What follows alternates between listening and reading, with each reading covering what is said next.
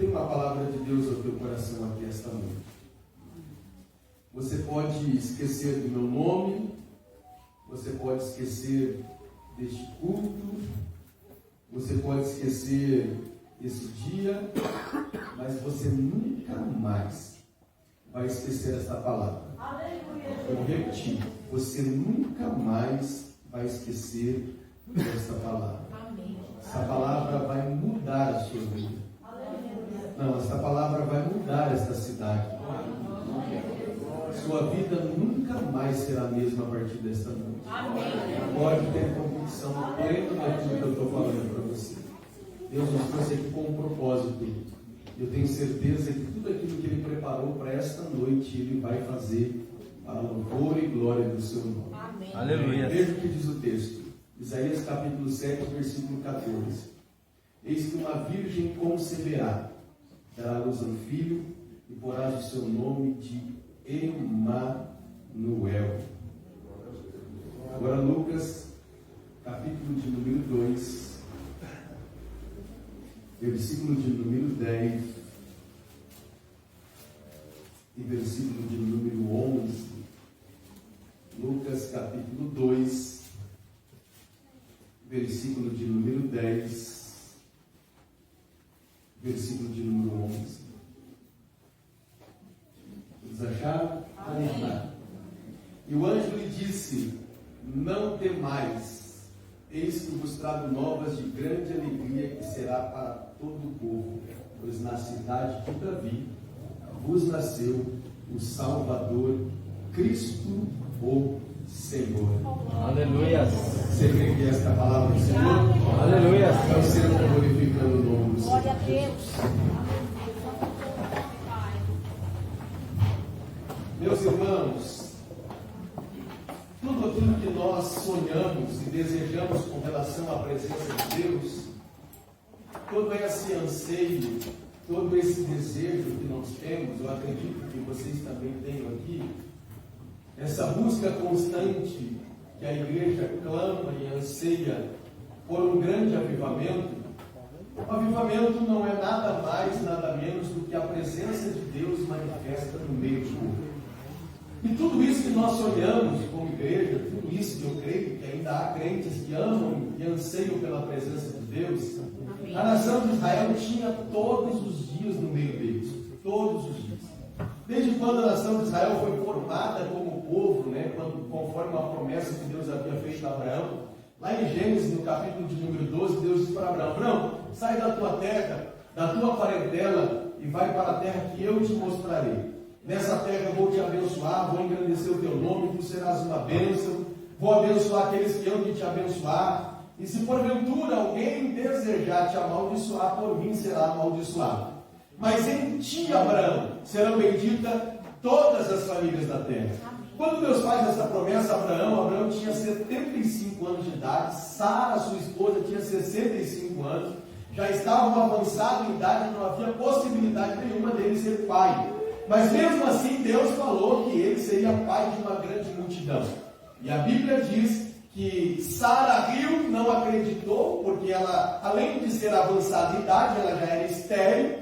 E aí a Bíblia diz que o anjo chega para Abraão e fala: Abraão, você vai ser pai de uma grande multidão. Abraão, ele ficou em dúvida, mas o pior de tudo é que Sara estava dentro da tenda e estava sorrindo. Ela não acreditou que aquilo iria de fato acontecer. E aí a Bíblia diz que o anjo falou para Maria assim: Maria, porventura haveria de haver alguma coisa impossível para Deus? Era como se Deus dissesse para ela assim: ó, não há nada impossível que eu não possa fazer. 25 anos depois desta promessa, Abraão com 100 anos de idade, a sua esposa com 90 anos de idade, então geram e dão à luz a um filho por nome de Isaac. Quando Isaac nasce, ele nasce debaixo dessa promessa que Deus havia dito, que toda a sua semente se multiplicaria sobre a face da terra. Isaac, ele namora-se com Rebeca, e Rebeca, o seu nome significa donzela cuja beleza prende os homens. Certamente era uma mulher encantadora, porque todas as vezes que você olhar um nome na Bíblia, todos eles têm um significado, e é importante que você descubra isso. E ela, o seu nome era donzela. donzela, cuja beleza prende os homens. Isaac e Rebeca tiveram 2 filhos, Jacó e Esaú. Jacó, ele era um trapaceiro, sabe aquele doido de tudo, que não tinha comunhão com Deus, mas Deus gostou dele. Ele trapaceou o seu irmão, usurpou o seu irmão, e mesmo assim Deus o chamou e o vocacionou. Na verdade, o primogênito era Esaú, mas Deus gostou de Jacó. E a Bíblia vai dizer em Romanos, que Deus amou a Jacó e aborreceu Esaú. Pronto, Deus escolheu ele, gostou dele. Mesmo vivendo longe da presença de Deus, Deus atrai ele para a sua presença, muda o seu nome de Jacó para Israel e transforma a vida dele. E por meio de Jacó, a sua descendência, então, inicia-se uma nova história da nação de Israel. E por meio dessa geração, nasce-se os 12 filhos de Jacó, e um dos filhos de Jacó, o nome dele era José. Todos conhecem, a história de José, o sonhador que teve um sonho, seus irmãos venderam para os midianitas, foi para a casa de Potifar. Na casa de Potifar foi vendido, e ali na casa de Potifar, então, ele passou a viver com a sua esposa se encantou, ele tentou fugir dela, ela foi prego, prenderam José, mas Deus tinha dado a ele um sonho de que ele seria governador do Egito.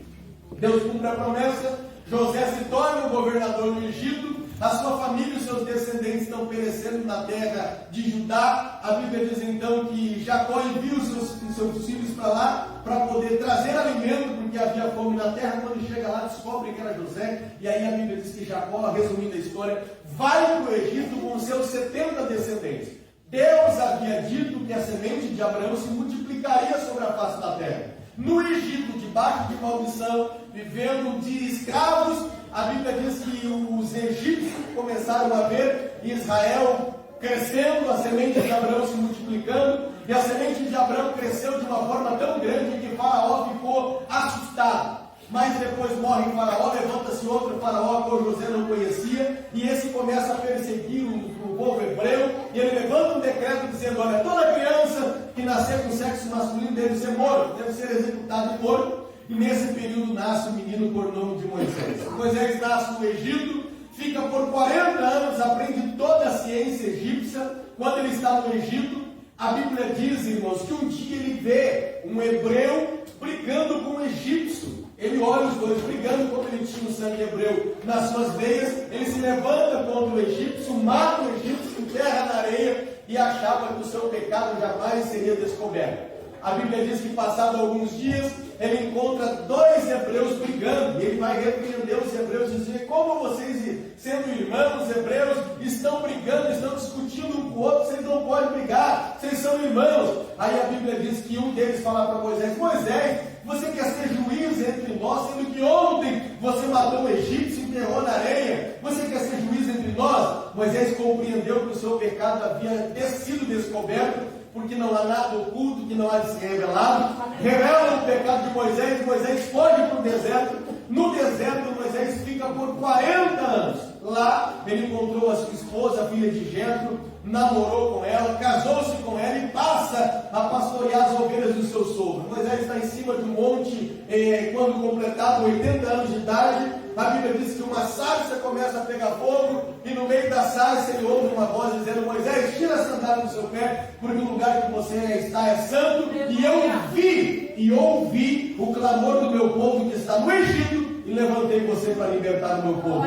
Moisés compreende que Deus havia levantado ele para um propósito. Chega diante do seu sogro e fala: olha, Deus apareceu para mim, revelou um plano, e é para mim voltar para o Egito para tirar o povo de lá.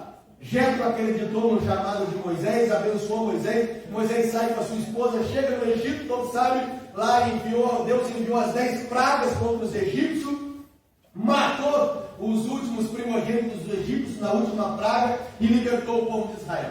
Quando o povo de Israel é liberta, a partir desse momento, a presença de Deus se manifesta plenamente através da nação de Israel. Uma nuvem se coloca sobre eles durante o dia e durante a noite. Durante o dia, uma coluna de nuvem para proteger eles do calor, porque era muito quente no deserto, e uma coluna de fogo à noite para aquecer eles por causa da temperatura que esfriava muito no deserto. O povo de Israel sai do Egito, se depara com o Mar Vermelho, e agora o que fazer? Atrás vem Faraó e seus carros, seus cavaleiros, de um lado uma montanha, do outro lado outro monte, para onde correr? Ficaram num beco sem saída. Moisés vai clamar a Deus. Deus falou: Moisés, não é tempo chamar. Tem hora de orar, tem hora de buscar a presença de Deus, mas tem hora de marchar. Tem hora de você tomar uma atitude na sua vida. Para de orar e marche.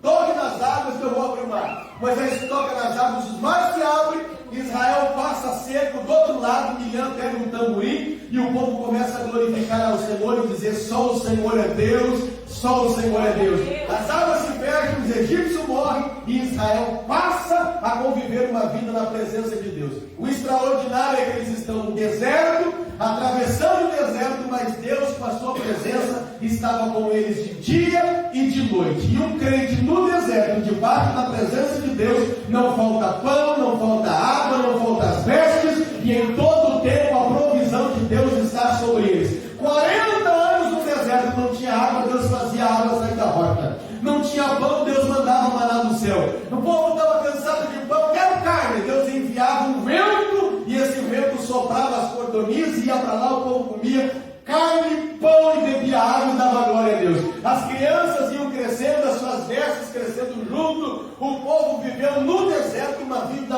plena. Debaixo da nuvem da presença de Deus, desfrutaram de glórias e experiências na presença do Senhor no deserto. Os inimigos se levantavam contra eles, eles venciam os inimigos. Os inimigos vinham para lutar contra eles, para destruir eles, mesmo no deserto. Deus dava o livramento para eles. Eles entram na terra prometida. Irmão, se Deus cuidou deles no deserto, não vai cuidar numa terra que manda leite e mel. Irmão, se no deserto por 40 anos Deus sustentou ele, agora imagina na terra prometida, em que era necessário 2 homens para carregar um cacho de uva, para você ver como a terra era próspera. Eles entraram na terra prometida, passaram a viver uma vida de bonança e acabaram se esquecendo de Deus. Quando eles se acabam, se esquecendo de Deus, a nuvem que está sobre eles começa a se afastar da presença deles. Deus, então, levanta um homem que desejava pela nação reinar sobre eles. A nação de Israel esquece o governo teocrático, que era o governo do próprio Deus, e diz: olha, nós queremos ser igual às outras nações. E esse é o perigo da igreja, quando você deseja ser igual aos outros que vivem no mundo. Nós desejamos viver igual ao que o povo está vivendo no mundo. Dê a nós um rei para reinar sobre nós. Deus manda Samuel ungir a Saul como rei de Israel. Saul reina num período de 40 anos sobre Israel, passa a reinar em Israel fora da direção de Deus. Deus não se agradou das atitudes de Saul, e a Bíblia diz que Deus rejeitou a Saul e mandou Samuel ungir a Davi como rei de Israel. Quando Davi passa a reinar em Israel, ele reina num período de 40 anos também. O desejo que ele tinha era de construir um templo, um lugar para adorar a Deus, porque a glória de Deus já havia se retirado dele. O sonho dele era trazer a presença de Deus de volta. Deus começa a se manifestar por meio da arca. A arca da aliança estava com eles, e quando a arca da aliança estava presente no povo de Israel, todas as guerras que eles pelejavam, quando eles estavam longe do pecado, Deus providenciava a vitória para eles. Israel vencia porque a glória e a presença de Deus estava sobre ele. Davi falou: vou construir um templo. Deus falou: não vai construir. Vou edificar. Não vai. Reúne tudo aí, porque o teu filho Salomão, quando passar a reinar em seu lugar, esse sim edificará um templo em Jerusalém.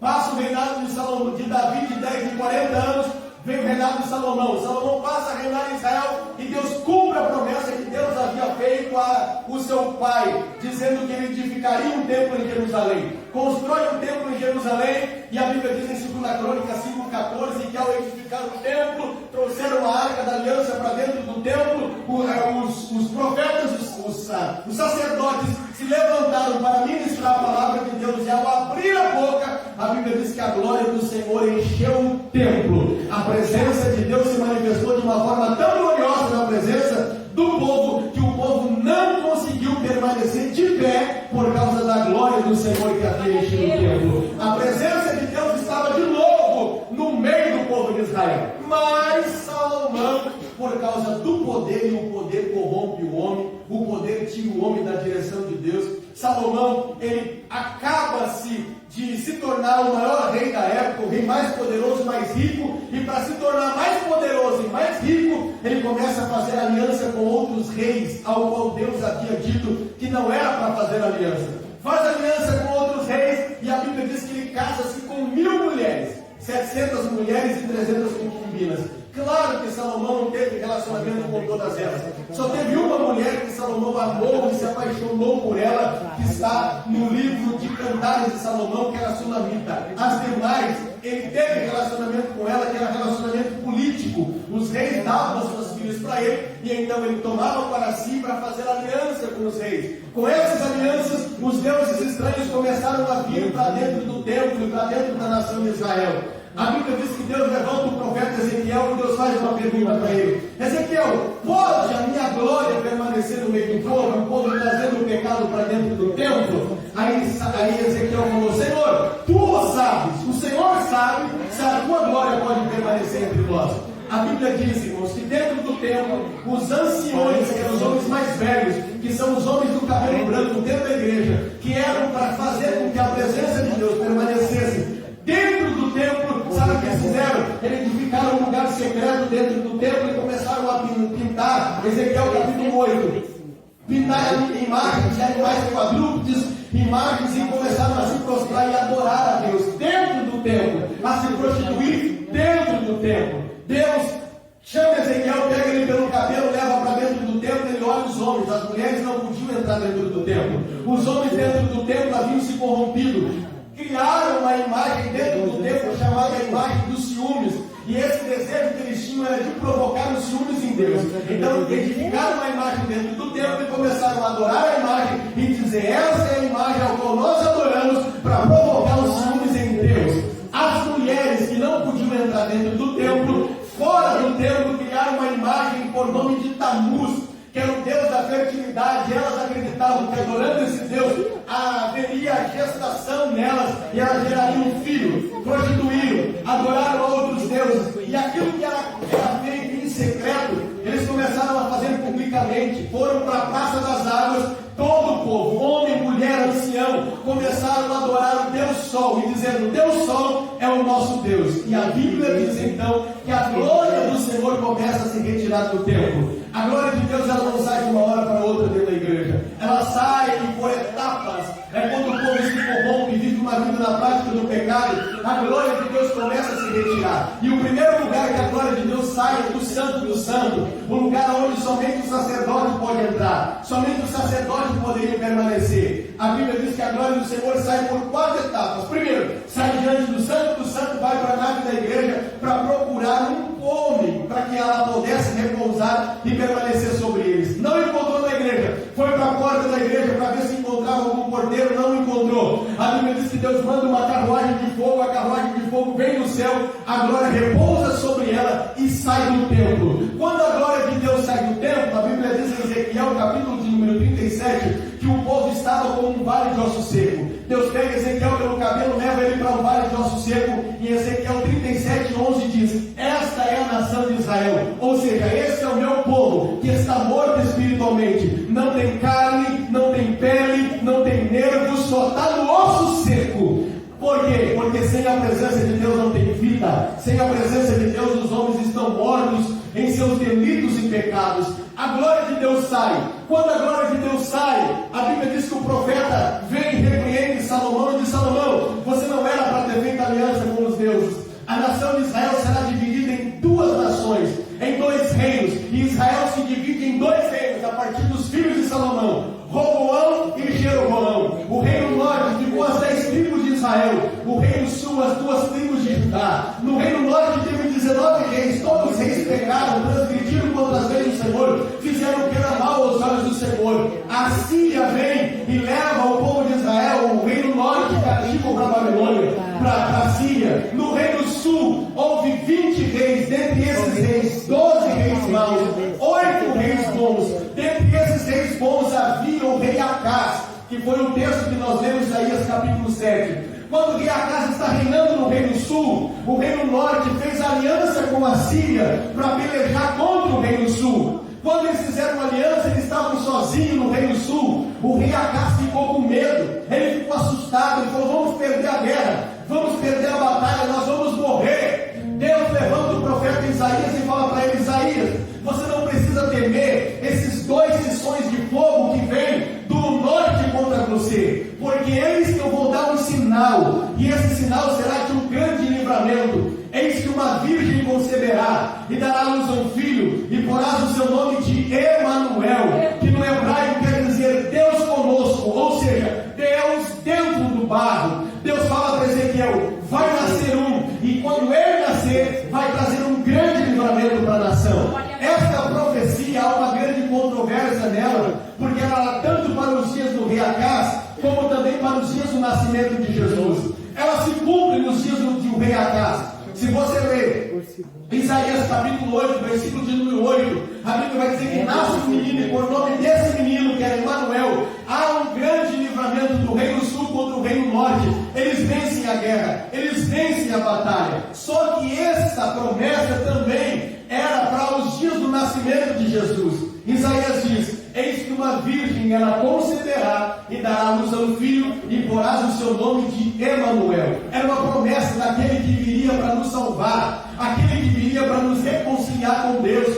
porque todos nós estávamos em nossos pecados, estávamos longe da presença de Deus, éramos inimigos de Deus, porque amávamos o mundo, nós não éramos amigos de Deus, nós estávamos longe da presença de Deus, estávamos condenados à morte, ao inferno, mas havia uma profecia de que nasceria um, que nos livraria do inferno, que nos livraria da condenação e que nos aproximaria de Deus. Só que, para cumprir o propósito de Deus, Deus sempre precisa de alguém na terra. Deus nunca vai cumprir o seu propósito no céu sem antes usar alguém na terra. E é sobre isso que eu quero falar para você aqui esta noite. Toda vez que Deus tem um plano, toda vez que Deus tem um projeto, toda vez que Deus quer agir na terra, Ele não vai agir de uma maneira soberana sem antes usar um homem. Deus sempre usará alguém para cumprir o seu plano e para cumprir o seu propósito. Israel fazia 400 anos que não ouvia a voz de Deus, fazia 400 anos que não tinha compromisso com Deus, fazia 400 anos que eles não tinham intimidade com Deus, fazia 400 anos que não ouvia a voz de Deus. E eu não sei quanto tempo você está servindo a Deus, adorando a Deus na igreja, e há quanto tempo faz que você vem no culto e não ouve a voz de Deus. Mas Deus te trouxe aqui hoje para mostrar para você e revelar para você que Ele ainda tem um plano e um propósito contigo para esse tempo, para essa geração e para esse momento. Você não é obra do acaso, você é obra do propósito, do plano de Deus. Essa cidade só será impactada pelo poder do Espírito Santo quando você compreender qual é o propósito que Deus tem para a sua vida, o porquê você nasceu, o porquê você está aqui. E a pior tragédia que existe na vida de um homem e na vida de uma mulher não é a morte, mas é você viver sem propósito, é você estar aqui esta noite e nem saber por que você veio aqui, é você estar no culto hoje aqui e estar torcendo para o culto acabar, é você vir para a igreja não adorar, não glorificar, não exaltar, não servir a Deus, fazer com que esse culto se torne mais um culto que você participou na semana passada. Mas eu vim aqui para te dizer que esse é o dia que o Senhor preparou para reavivar a sua vida e trazer de volta para você a presença do Espírito Santo, para renovar a sua vida e te encher de graça e de poder. Pode acreditar no que eu estou falando para você. Esse sábado mudará a história da tua vida.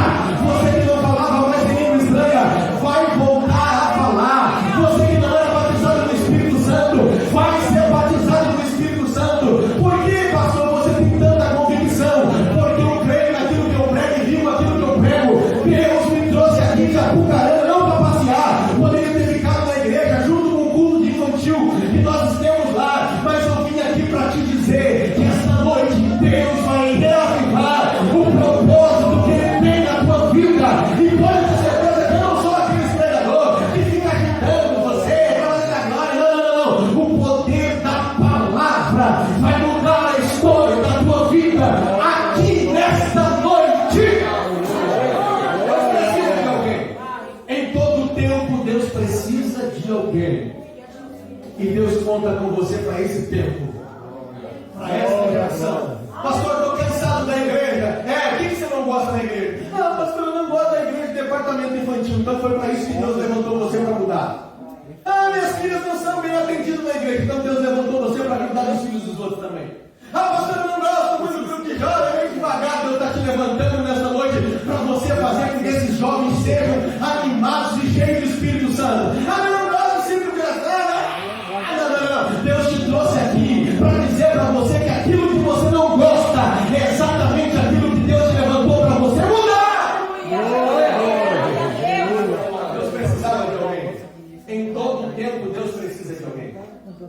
E aí, quem que Deus vai escolher?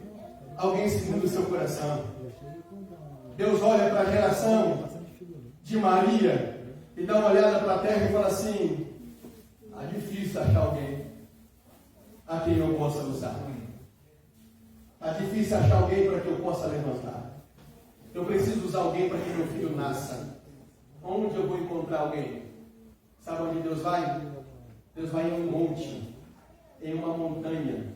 Lucas capítulo de número 1, versículo 26.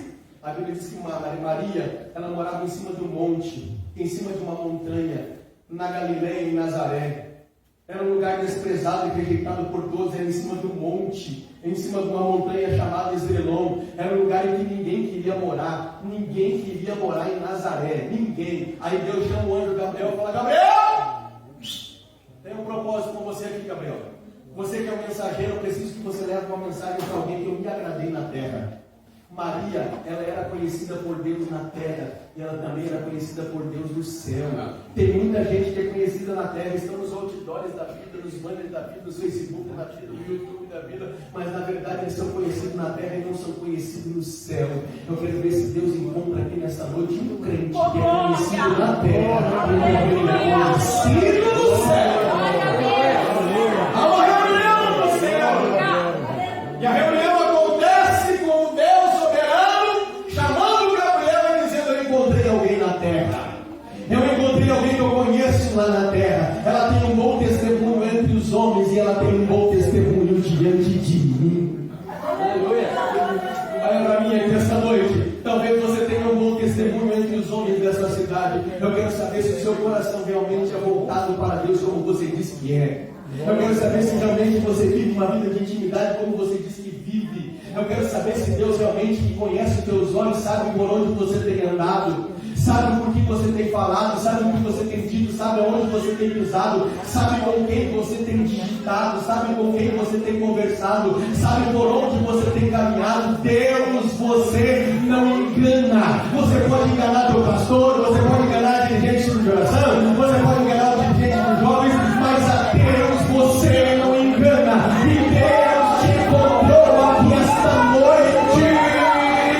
Quem tem ouvido os sons do Espírito diz essa igreja: Deus te encontrou aqui esta noite e Ele quer conhecer realmente quem você é. Aleluia, aleluia, aleluia. Deus te achou nesta casa, Deus te achou nesta noite aqui, e Ele sabe exatamente quem você é. Para Deus você não mente, para Deus você não ganha, e não ganha nenhuma guerra, nenhuma batalha para Ele com as suas conversas e falácias tolas. Deus conhece você. Eu quero pregar. Você talvez tenha dom de pregar, você tenha chamada para pregar, mas Deus conhece o teu coração, sabe que você é corrupto, sabe que você é mentiroso, sabe que você não honra a Deus de verdade, sabe que você não dá o testemunho de verdade. É por isso que o seu ministério nunca se deslanchou, porque não obedece a liderança, não obedece o pastor, não honra quem está acima de você. Como Deus vai colocar você na frente de um povo que você não honra? Como você vai estar à frente de alguém se você não honra a tua liderança? Enquanto você não reconhecer que existe alguém sobre você, Deus nunca vai aqui trabalhar na tua vida. Deus só levanta aquele que Ele conhece aqui na terra e conhece lá no céu. Eu achei alguém que eu gostei. Aonde? Está lá na Galileia, em um monte por nome de Nazaré. Irmão, Nazaré é o pior lugar para morar do mundo. Vamos comparar, é mais ou menos assim. Rio de Janeiro. Rio de Janeiro embaixo, aquela cidade que se diz maravilhosa, e em cima o complexo alemão, a favela da Rocinha. É um lugar que ninguém quer morar. Era mais ou menos assim. Galileia embaixo, Nazaré em cima. Nazaré era um lugar rejeitado, desprezado por todos. Deus falou: Gabriel, desce lá em Nazaré. Irmão, eu acredito que até Gabriel ficou meio assim, porque Deus falou: desce lá em Nazaré. Nazaré é um lugar que ninguém queria morar, rejeitado e desprezado por todos. Pastor, prova na Bíblia. Bíblia é comigo mesmo, crente. Segura. Deus fala para Filipe: Filipe, vem e me segue. Lá vai Filipe seguir, andar com Jesus, caminhar com Jesus. De repente lembra de Natanael. Falou: vou lá falar para Natanael que encontrei Jesus. Aí ele vai: Natanael, é o seguinte, eu encontrei a Jesus, aquele que Moisés falou dele, o profeta para pregar a respeito dele, ele está aí. Aí Filipe fala assim, e ele veio para curar, libertar e salvar. Natanael perguntou, mas de onde ele é? De Nazaré. Aí pronto, desanimou Natanael. Natanael falou assim, ó, porventura poderia vir alguma coisa boa de Nazaré? Ou seja, poderia vir alguma coisa que presta em Nazaré? Nazaré é um lugar aos olhos dos homens que ninguém prestava. Sabe qual eram as cidades poderosas que Deus gostava e que o povo amava, e que o povo desejava que alguém fosse levantado lá? Todo mundo esperava que Maria nasceria em Roma. Por quê? Roma sim era a capital política do mundo antigo, era onde estavam os reis, os príncipes e todas as autoridades da época. Imagina, irmão, imagina você chamando a Maria, a filha de um rei de Roma. Olha, nasceu hoje a filha de Roma, de um homem, de um rei, por nome de um rei de Roma. Ela é uma princesa, nasceu a princesa pelo qual nascerá o Salvador do mundo. Hoje ela podia até fazer uma mensagem mais bonita falando dela, não é verdade? Nasceu lá, uma princesa, filha de um rei de Roma. Não, Deus não foi em Roma. A Babilônia, sim, era a capital da arquitetura. Ali havia as 7 maravilhas do mundo antigo. Todo mundo esperava, falou, não, vai vir da Babilônia, porque a Babilônia é onde estão os homens mais poderosos do mundo. Imagina a filha de um rei, de um empresário, de um homem poderoso. A filha que nasceu, o Salvador do mundo, era uma mulher empresária, era uma mulher top, era uma mulher rica, era uma mulher que morava na Babilônia. Deus falou, não era a Babilônia. Na Fenícia, a Fenícia era a capital das embarcações, a mãe de todos os barcos, uma cidade rica e poderosa, onde havia os homens que transportavam os valores de comerciais, transportavam para outros lugares através do mar. Era o único meio de transporte que havia, o barco que transportava. Todo mundo queria morar na Fenícia e falou, não, a Fenícia vai nascer, a mulher a qual vai nascer o Salvador do mundo. Aí Deus confunde tudo. Aí eles falam assim, não, o Egito sim, era a capital da medicina, onde tem os médicos, os doutores que conhecem todo tipo de enfermidade, cura tudo enfermidade. Então, imagina hoje para poder dizer, olha, nasceu Maria, a filha de um médico, ó, que fantástico, lá no Egito, e dela nasceu o Salvador do mundo. Não, Deus fala para Gabriel, vai em Nazaré. Porque Nazaré é um lugar rejeitado e desprezado por todos. É que Nazaré é um lugar onde eu escolhi alguém segundo o meu coração. Pastor, não entendi, vou te explicar. Não importa onde você mora, não importa se você mora na favela, não importa se você mora no sítio, não importa se você mora no meio do mato, não importa onde você vive, se Deus tem um propósito com você, você não precisa correr atrás de profeta, de revelador, não. Deus vai atrás de você e revela o plano que Ele tem para a tua vida e mostra para você que quando Ele quer levantar alguém, não precisa você correr atrás. É Deus que corre atrás de você, porque a Bíblia diz que não foi vós que me escolhestes, mas eu escolhi a vós, e nomeei para que faz e tem fruto, e o vosso fruto permaneça, a fim de tudo que pedires em meu nome vos será feito. Gabriel desce. Ele chega em Nazaré, e ele chega na pessoa certa. Ele não ficou tateando, mas será que é essa? Não, ele sabia exatamente quem ela era. Deus sabe exatamente quem você é. Quando ele chega diante de Maria, olha o texto, Lucas 1,26 diz assim, ó, Maria! Não tem como eu chamar vocês que aqui estão pelo nome, porque eu não vos conheço. Toda vez que eu chamo alguém pelo nome, quer dizer que eu já conheço essa pessoa. Então Deus, quando usa Gabriel para chamar ela pelo nome, Ele está dizendo assim, ó, Maria, você é conhecida no céu. Existe um Deus que conhece você. Pastor, Deus me conhece, claro que conhece. Me prova na Bíblia, prova na Bíblia, né? A Bíblia diz, olha que fantástico isso, que Deus conhece você em todas as áreas da sua vida.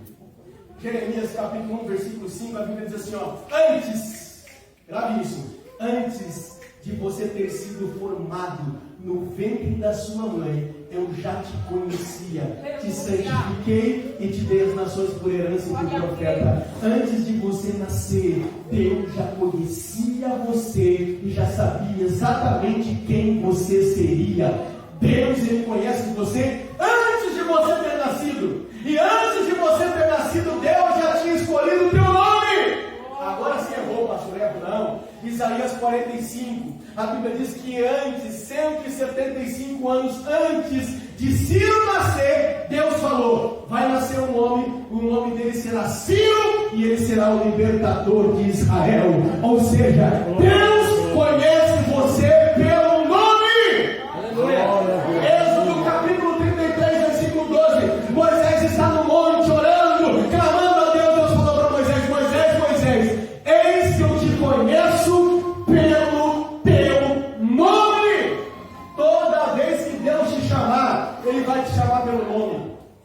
Lembra de Samuel? Samuel está com Eli, o sacerdote. Está dormindo. Deus brada e diz: Samuel! Samuel! Aí ele corre e fala: Eli, você me chamou? Chamei não. Você me chamei não. Chamei não. Vai dormir, menino. Ele volta a dormir. Quando ele está dormindo, ele ouve uma voz dizendo: Samuel, Samuel. Ele volta: Eli, você me chamou? Chamei não. Mas é o seguinte: se eu não te chamei, soltando as coisas aqui, existe uma voz de alguém que é superior. Quando você ouvir a voz, diz assim, ó: fala, porque o teu servo ouve. Aleluia. Ele conhece você pelo nome. Pastor, eu vim aqui conhecer Jesus. Jesus já te conhece há muito tempo e sabe exatamente o teu nome. Jesus nunca tinha entrado em Jericó. Quem está comigo, diga amém. Amém. Quem quer que eu fale, diga amém. Olha que bênção. Escuta. Ele nunca tinha entrado em Jericó. É a primeira vez que ele está entrando em Jericó e a última vez, porque depois ele vai para a cruz. Primeira vez que ele está entrando em Jericó. E havia ali um homem por nome de Zaqueu. Zaqueu disse: eu quero conhecer Jesus. Quero saber quem ele é. O que ele faz? Sobe em cima de uma figueira brava. Fica lá, porque ele era baixinho, a multidão não deixava ele ver Jesus. Fala: eu quero conhecer Jesus, quer saber quem ele é. Sobe em cima de uma figueira brava e fica lá. Lá vem Jesus com a comitiva. A multidão entrando em Jericó pela primeira vez. Depois nunca mais ele entraria. Quando ele passa debaixo da figueira, ele olha para cima e vê um homem pendurado. Ele fala assim: Zaqueu. Quando ele chama Zaqueu pelo nome, ele está falando assim: rapaz, você quer me conhecer, mas eu já te conheço. Desce depressa, porque hoje convém posar na tua casa. Ou seja, eu já conheço você, eu sei quem você é, e hoje eu vou posar na tua casa. Quando ele leva Jesus para dentro da casa, ele abre a porta, Zaqueu entra com Jesus. Jesus disse: hoje, porque eu te conheço, hoje chegou salvação a esta casa, porque você também é filho de Abraão. Se você crer nessa noite, você entender essa mensagem, que Jesus te conhece, haverá salvação dentro da tua casa. Teu filho vai voltar, tua família vai voltar, tua casa será salva para a glória do Senhor Jesus, porque Jesus disse: creia no Senhor Jesus e será salvo tu e a tua casa. Ele conhece você. Pastor, mas você está dizendo para mim que Jesus conhece a minha vida e vai salvar quem está na minha casa? Sim, mas ele nem conhece o meu endereço. Quem disse para você? Quem falou que ele não sabe o endereço da sua casa? Uma Bíblia. Jesus encontra com Paulo de Tarso. Saulo de Tarso. Paulo de Tarso, Saulo é a mesma coisa no nome. Era só um que era grego, outro romano. Ele caiu. Quando ele caiu, você é para a casa de um homem por nome de Judas. Deus chama Ananias. Ananias! Quero que você vá lá e pregue para um homem de nome de Saulo. Não, porque lá ele está matando crente, está arrastando todo mundo pela rua, está matando, não gosta de crente de homem lá. Onde ele vê crente, quer bater os crentes. Ele falou: não, rapaz, será antes de ter um encontro comigo. Camarada, quando não tem encontro comigo, ele não gosta de crente, ele não gosta da adoração do crente, ele não gosta dos livros do crente, ele não gosta do nada do crente. Vai, porque ele já teve um encontro para comigo, e ele é um vaso escolhido para levar o meu nome entre os gentios e os filhos de Israel. Aí a menina fica olhando para ele e fala assim: mas onde é que ele mora? Aí Jesus fala para ele: é o seguinte, ó, você vai por aqui, quando você chegar numa rua chamada direita, ó, você vai lá e você vai encontrar a casa de um homem por nome de Judas. Você não entendeu? Você está muito longe nessa noite. Jesus conhece o endereço da tua casa. E Ele sabe exatamente o que você está precisando lá dentro. Você chegou aqui hoje com o teu coração angustiado, abatido, porque a tua família não está na igreja. Você chamou um monte de amigo para vir da tua casa, da tua família, e ninguém veio. Fica tranquilo que você vai levar Jesus para ele. Vai sair daqui essa noite cheio do Espírito Santo. E quando você chegar na tua casa, eles vão ver a presença de Deus na sua vida e haverá salvação para a glória. E louvando o nome do Senhor. Será que tem alguém ainda que acredita no poder da palavra dessa noite? Aleluia! Pastor, Jesus me conhece, claro que te conhece. Antes de você ter vindo aqui, ele já te conhecia. Antes de você chegar aqui esta noite, ele já sabia que você estaria aqui. Como? Vou te explicar. Lembra de Filipe e Natanael? Filipe falou para Jesus: Senhor, eu encontrei. Filipe falou para Natanael: eu encontrei Jesus, estava em Nazaré. Ela falou: nada, porventura eu poderia ver alguma coisa boa de Nazaré? Ele falou assim: ó, vem e vê. Lá vai Filipe e Natanael. Quando Filipe e Natanael chegam diante de Jesus, Jesus olha para Natanael e fala assim: ei, Natanael, homem zeloso, de boas obras, reto, íntegro, temente a Deus. Aí Natanael fica assustado e fala assim: de onde você me conhece? Jesus dá uma olhadinha para ele e fala assim: rapaz, antes de Filipe te chamar debaixo da figueira, eu já te conhecia. Aleluia! Ou seja, antes de você chegar aqui, Jesus já sabia que você estaria aqui nesta noite, porque Ele conhece você. Ele conhece tanto você que Ele chega para Maria e diz: Maria, o Senhor é contigo.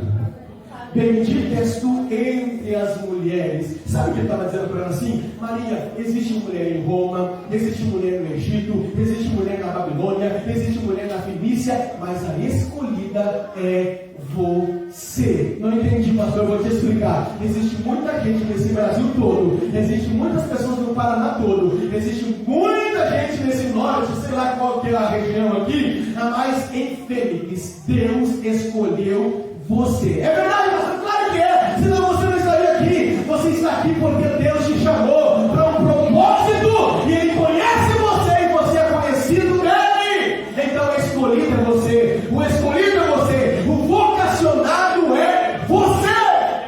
Maria, bendita és tu. Você é escolhida.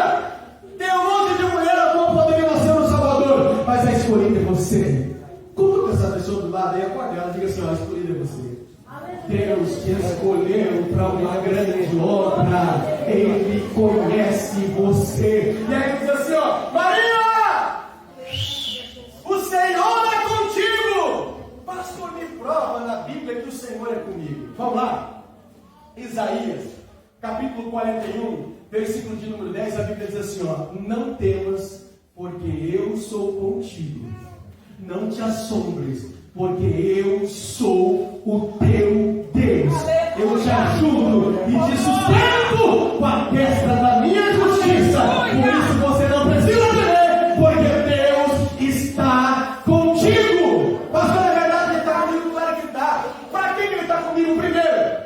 Jesus está contigo para te salvar. Jeremias capítulo 1, Jeremias capítulo 1, o Senhor está contigo para te salvar. Gênesis capítulo de número 26, o Senhor está contigo para te abençoar. E Jeremias capítulo 55, o Senhor está contigo para te livrar. Ou seja, o Deus que você serve está contigo para te salvar, está contigo para te abençoar e está contigo para te livrar. Se você não tem agora você está muito longe. Eu vou repetir: o Senhor está contigo para te abençoar, o Senhor está contigo para te salvar e Ele está contigo para te livrar. Aonde você for, há uma presença gloriosa que vai junto com você, te guardando e te sustentando. Pastor, o Senhor está comigo em todos os lugares? Sim! Sério! E eu vou provar para você. A Bíblia diz, em Efésios capítulo de número 1, que aquele que desceu é o mesmo que subiu. Ou seja, Ele está contigo porque Ele está em cima.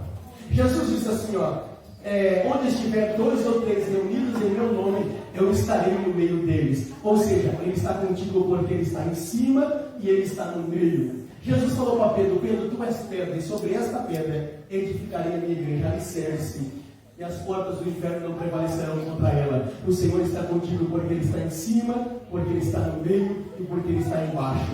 A Bíblia diz que quando Israel sai do Egito, a Bíblia diz que uma nuvem se coloca diante deles e vai para frente da nação de Israel, conduzindo e direcionando eles. Quando eles veem Faraó e seus carros e seus cavaleiros, a presença de Deus que estava na frente sai para trás do povo de Israel e protege ele, quebra os carros dos Faraó e dos seus cavaleiros. Ou seja, o Senhor está contigo porque Ele está na tua frente e Ele também está na tua retaguarda.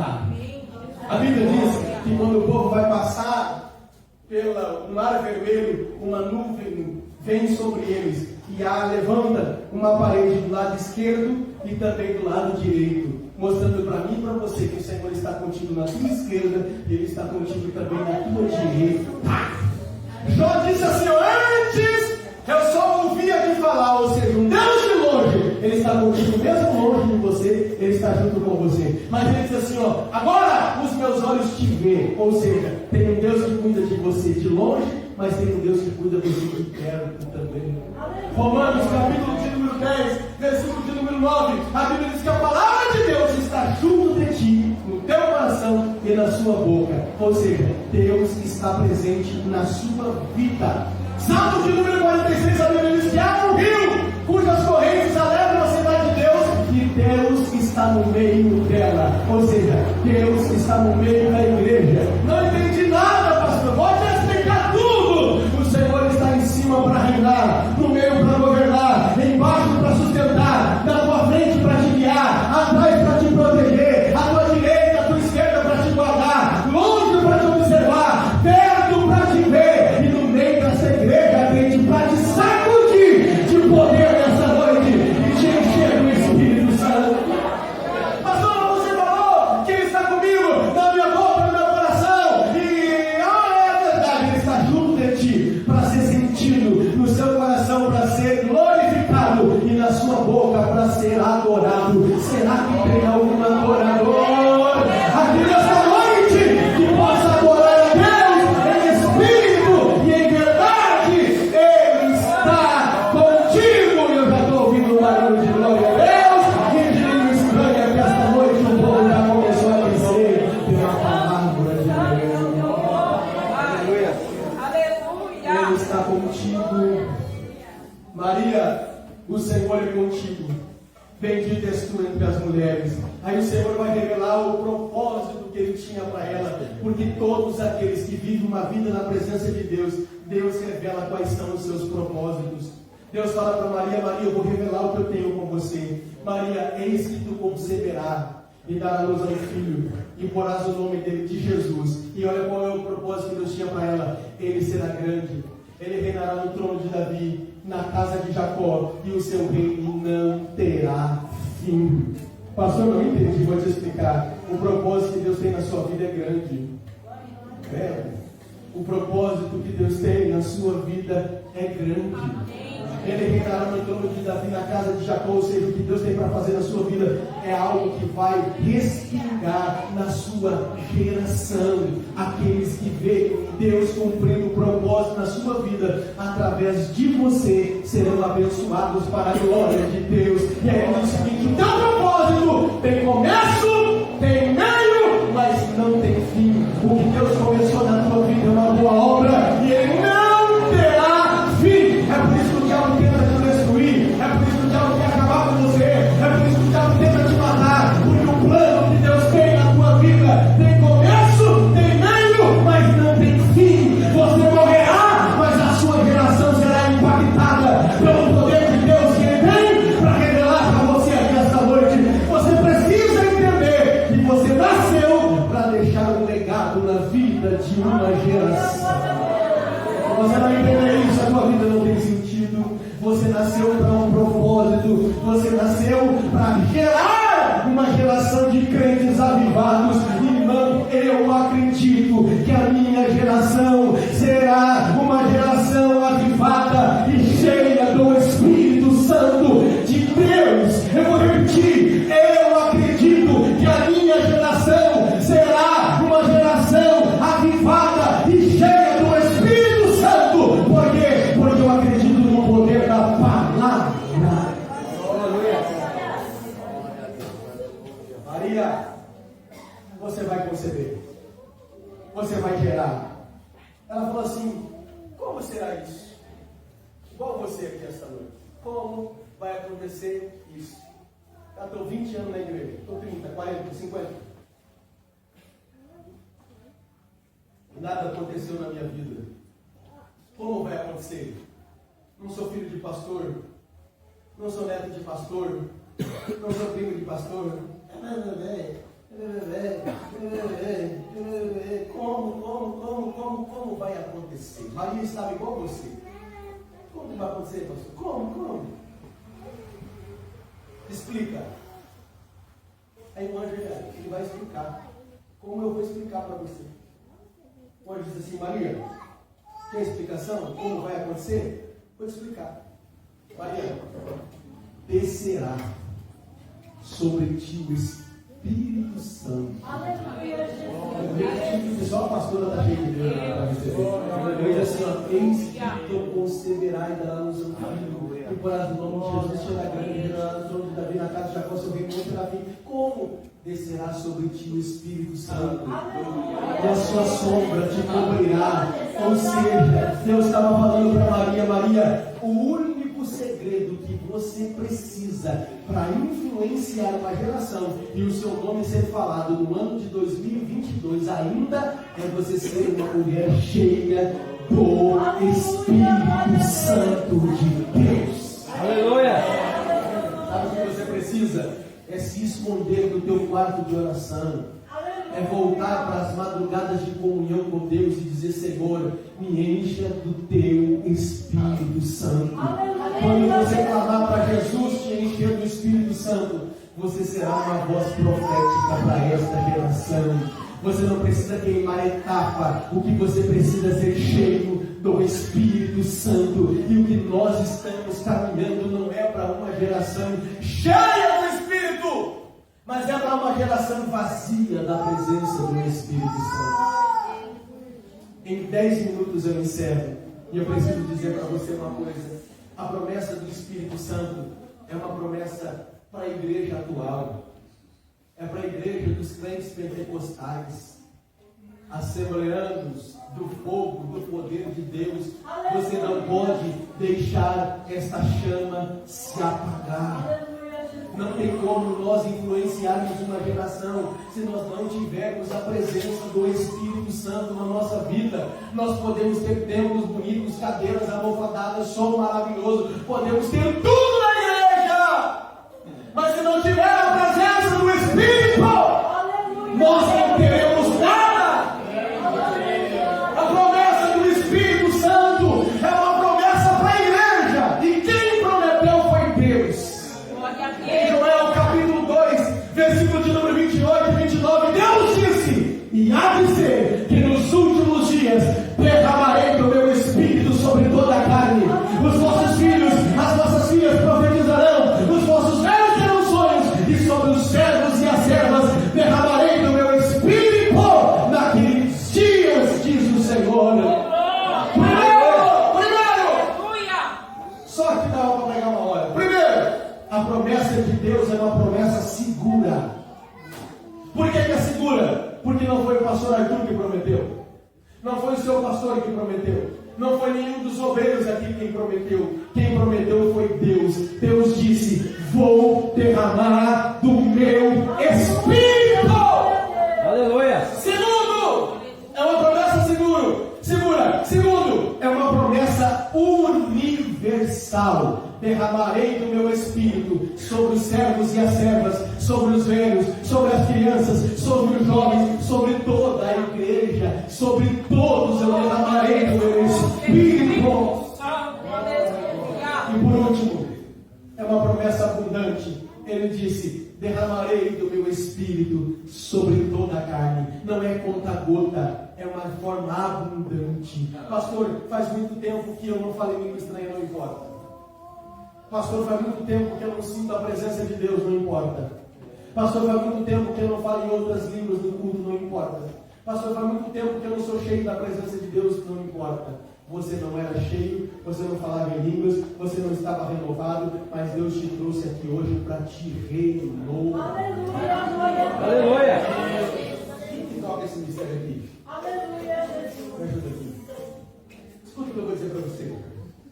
Você já percebeu que eu leio muito. E eu li um livro há 2 anos atrás. E esse livro me chocou. Há 2 anos atrás. E o autor do livro, eu não sei se foi um livro, se foi uma postagem, eu não sei, mas foi de um historiador que estuda as igrejas e ele começa a observar o comportamento de cada igreja e ele começou a fazer uma citação acerca da Igreja Assembleia de Deus. A Igreja Assembleia de Deus está com 111 anos, uma potência, que foi uma igreja que revolucionou a nossa geração, com fogo, com poder, com unção, uma igreja a qual nós respeitamos e batemos continência para ela. Mas esse autor, ele diz o seguinte, não só da Assembleia de Deus, como das igrejas pentecostais. Ele falou assim, há 2 anos e meio atrás eu li isso. Dentro de 25 anos, as igrejas pentecostais no Brasil serão idênticas às igrejas tradicionais. que não receberão mais o batismo do Espírito Santo, que não falarão mais em línguas estranhas, porque não acreditarão mais nos dons espirituais, e não acreditarão mais em curas e milagres, e em dons e profecias e revelações e visões. Será uma igreja onde será igual a qualquer uma outra igreja que não acredita no poder do Espírito Santo. Com todo respeito e com temor e tremor de Deus, que nós estamos aqui nesta noite. Os mais velhos e anciões que aqui estão. Não é para isso que nós estamos caminhando. Os pastores, com todo respeito.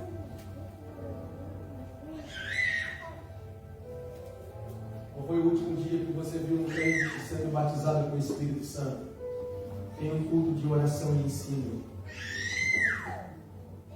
Aliás, qual foi a última vez que você soube de um crente que foi cheio do Espírito Santo e batizado com poder?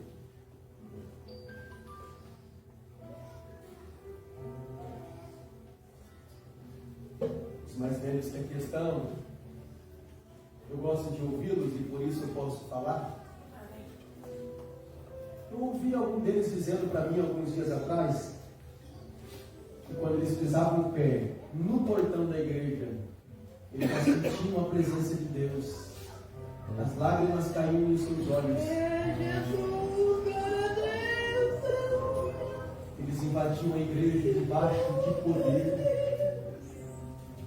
E o pastor precisava tocar o sininho para dizer: gente, para, porque o fogo pegou. E nós precisamos que acalme um pouco para que nós possamos ministrar a palavra de Deus.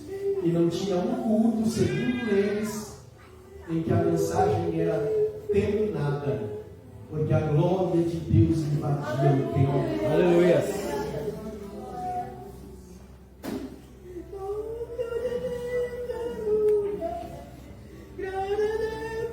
Cadê a geração dos jovens pregadores da palavra de Deus? Estava conversando com meu filho Harrison hoje, enquanto nós estávamos voltando. Cadê os jovens que desejavam e ansiavam ministrar a palavra de Deus? Há 19 anos atrás, quando eu abandonei uma carreira promissora de futebol, joguei no Botafogo, no Rio de Janeiro, no Design na Grécia, no Ituano em São Paulo, estava com contrato para ir para o Napoli da Itália. Jesus me arrancou do futebol, ganhando $2.500 por mês.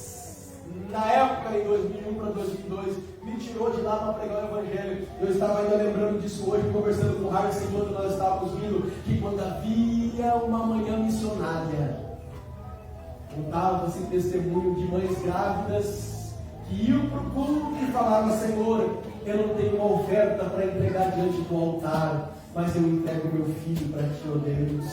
Aleluia, Jesus. Eu me lembro que quando eu entrei em uma manhã missionária, que eu ouvi um testemunho como esse, eu fui para frente, e eu me lembro que sempre colocava um jovem um do lado, outro do outro, na toalha, para poder receber a oferta, e naquele momento eu coloquei minha mão na toalha e disse: Senhor, eu te entrego a minha vida para a tua obra. Aleluia, Jesus. Eu estou aqui hoje Aleluia. porque naquela época os jovens da minha geração tinham anseio e desejo de pregar a palavra de Deus, de fazer a obra de Deus. Cadê os homens de Deus para esta geração ser sacudida? Nós queremos fazer movimento, queremos trazer pregador, queremos trazer homens de renome, cantores de renome para encher a igreja de crentes vazios.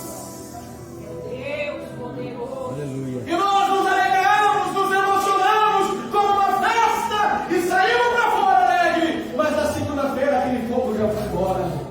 Na terça-feira no culto de ensino, vem aqueles gatos pilhados para ouvir a palavra de Deus, porque não tem amor pela palavra. Glória a Deus. Não veio para a oração e nós queremos o poder de Deus e avivamento. Eu li aquele livro e aquele livro me chocou, aquela notícia me chocou. E eu falei: Senhor, em partes o que esse camarada falou é verdade. Mas eu, Senhor, estou respirando. Se depender de mim, a minha geração não vai morrer. Se Aleluia. depender de mim, a minha geração será sacudida pelo poder de Deus. aqui debaixo da unção de Deus para dizer para você: você vai deixar esse fogo morrer, você vai deixar essa chama pentecostal morrer, você vai deixar o Espírito Santo se apagar na igreja. Por que deixar? Porque o Espírito Santo está dentro de você. Você é templo do Espírito Santo, você é morada de Deus, a graça de Deus está sobre você, o poder de Deus está sobre a tua vida. Pastor, mas por que eu não sinto? É porque você está distante, mas Deus te trouxe aqui hoje para te sacudir e dizer: eu vou te reavivar de novo. Aleluia! Eu vou te reavivar de novo. E eu tenho certeza que se eu encontrar um crente aqui essa noite que não vai deixar essa chama se apagar, nós vamos viver coisas extraordinárias ainda nesse tempo. Se tiver um crente que deseja a presença e a plenitude do Espírito Santo ainda, feche os seus olhos por um minuto e comece a adorá-lo e a exaltá-lo nesta noite. Dentro de 5 segundos, esta igreja será tomada por um temor tão grande jamais visto nesta casa. 5. Esta é uma noite que eu te chamo para um propósito. 4. Eu não desisti de você, por isso estou aqui nesta noite. 3. A minha promessa de um grande avivamento ainda está de pé para essa igreja. 4. Eu não vou permitir que a minha chama se apague nesta casa, pois eu encontrei um crente nesta noite que ainda manterá essa chama acesa. 5. Quando é um crente para adorar, abra a boca e glorifica e receba o poder do Espírito Santo. Agora, deixa eu ouvir se tem alguém que não mostrar aqui nessa casa. Aleluia! Abra a boca para adorar. Abra a boca aí, tem uma aqui, tem uma lá, tem 2, aleluia, tem 3, tem 4, pegou! Deus está na casa. Seja cheio do Espírito. Olha aí que coisa linda. Nós estamos sentindo aqui. Olha aí, tem, não apagou, não vai apagar. Deus está te levantando nesta noite. O Espírito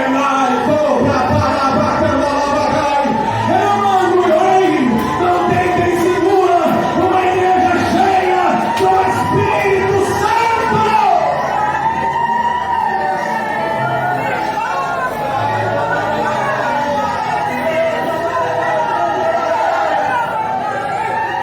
Não vai apagar. É mentira do diabo, não vai apagar. É mentira de Satanás, não vai apagar. É mentira do cão, não vai apagar. Seja cheia do Espírito Santo agora. Pastor, mas esse barulho vai espantar quem não espanta. O que espanta é o pecado, o que espanta é a corrupção, o que espanta é mentira. Poder de Deus atrai, poder de Deus atrai. Então seja cheia do Espírito Santo. Agora. Glória a Deus, aleluia. Agora. Oh, aleluia. Deus de poder e glória, aleluia. Deus tremendo, aleluia. Aleluia. Aleluia. Oh, Deus tremendo, aleluia. Oh, aleluia. Aleluia.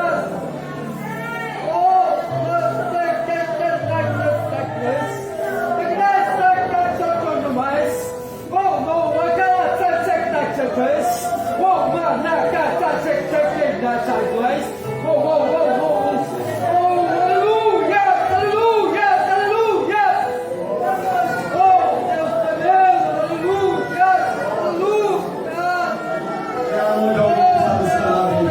Pega na mão de alguém. Pega na mão de alguém que está buscando aí. Pega na mão.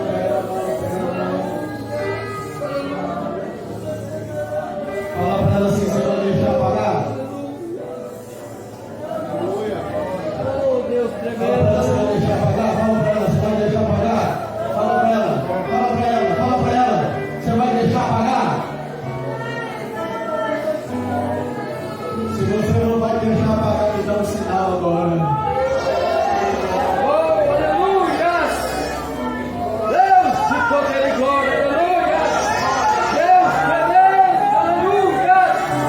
Aleluia!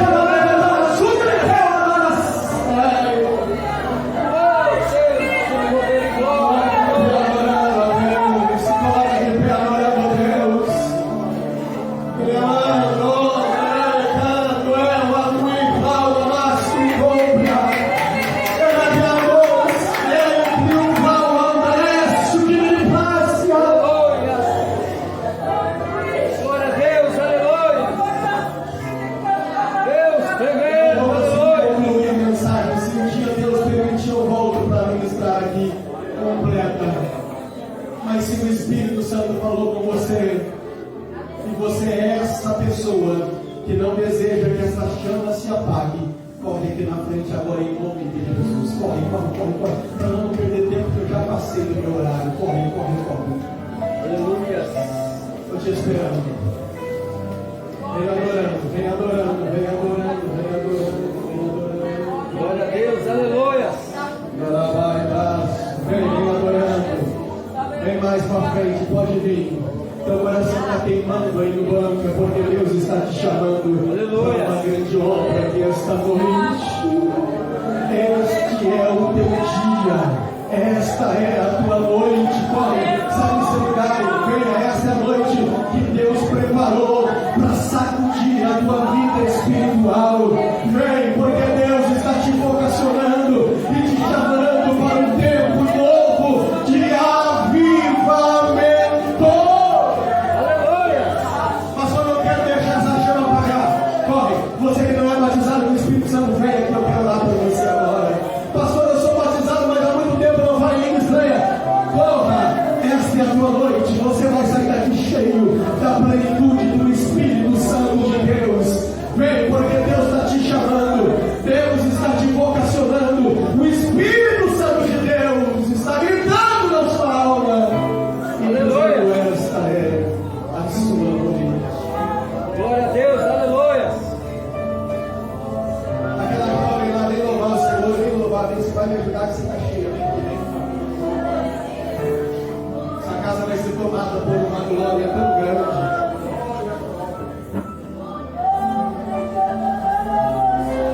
Dá o microfone agora. Levanta as suas duas mãos para cima assim. Olha, me deu um sinal, você solta o playback dela aí. Olha para mim, na hora que eu te der o sinal, você solta. Levanta suas mãos assim, Se você for sincero nesta oração, o Espírito Santo de Deus descerá sobre você agora. Diga comigo assim: Senhor! Não é muita gente para pôr um barulho. Senhor! Eu sou pentecostal. Senhor! Não deixe esta chama se apagar na minha vida, na minha igreja. Senhor, eu não quero mais participar de cultos frios. Eu quero, segura, eu quero mais a tua presença. Espírito Santo, nesta noite, me ajuda a te sentir de novo. Me ajuda a te sentir de novo. Aleluia! Se essa oração